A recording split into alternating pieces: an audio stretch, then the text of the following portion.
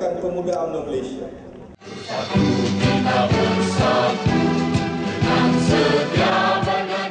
Perkara pertama yang ingin saya sentuh adalah mengenai usul ketiga, Majlis Tertinggi Agenda Bumi Putra. Kita menyokong penuh penubuhan. Disebut tentang 30% dikenakan sasaran kepada siapa juga yang menganggoti MTAB ini. 30% adalah KPI yang kita kenakan untuk memastikan pemilikan ekuiti ekonomi Melayu dan Bumi Putra tercapai. Sekurang-kurangnya 30% tanpa mengambil hak orang lain, kerana mana-mana kerja mesti ada sasaran. Kita setuju. Melahirkan golongan profesional dan bidang-bidang kritikal sebagai KPI kedua, kita setuju. Cuma Pergerakan Pemuda ingin menambah 3 lagi show. Yang pertama, kita ingin diadakan juga di dalam MTAB apa yang dipanggil GPI, Genuine Partnership Initiative. MTAB dan anggotanya perlu mengenal pasti mana-mana syarikat, kesatuan, orang-orang Melayu Bumi Putra, individu yang kita rasakan layak untuk kita ketengah. Supaya 30% itu tercapai, kerana dinyatakan tadi bahawa untuk kita capai, kita perlu dana dari luar. Pilihlah mana-mana orang Melayu yang boleh kita jadikan sebagai sandaran.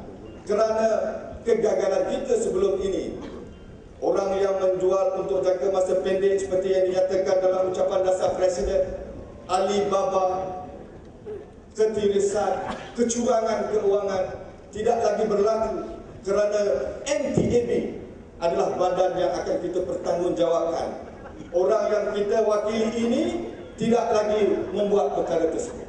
Kalau dulu orang ini tidak ada badan yang memantau, hari ini dengan MTAB insya-Allah Genuine Partnership Initiative, sama ada dengan kawan-kawan lain ataupun pelabur luar, akan kita pastikan wakil yang telah dikenal pasti ini menjaga maruah dan kepercayaan yang diberi.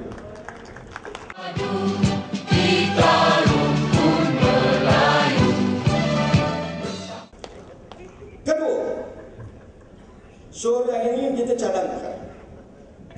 Selepas kita mengatakan bahawa perlu diadakan GPI, kita ingin mencadangkan supaya MTAB ini diasingkan secara mutlak dengan mana-mana agensi kerajaan. Kenapa? Kerana kita tidak mahu mengulangi perkara yang lama. Akhirnya orang Melayu tidak nampak apa yang UMNO buat. Kita akan jaga bukan sahaja ahli UMNO, tetapi orang Melayu keseluruhan. Kita tidak mahu orang lain yang menanam, orang lain yang menuai.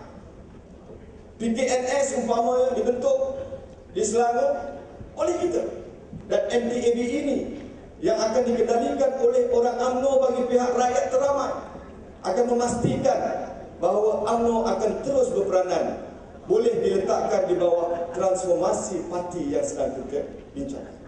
Kita bersama mendukung hasrat semua. Bagi memastikan show kedua ini berjaya, kita mencadangkan bahawa apa juga perkembangan aktiviti keputusan yang dibuat oleh MTAB, dibawa pembentangannya secara berkala di setiap perhimpunan agung supaya kita tahu prestasi yang sedang berlangsung. Berjasa pada bangsa, agama.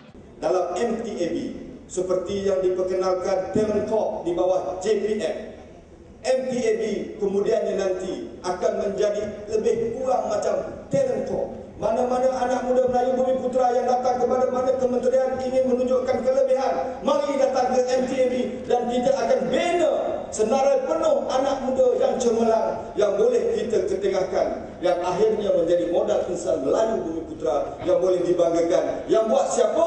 UMNO dan bukan mana-mana parti.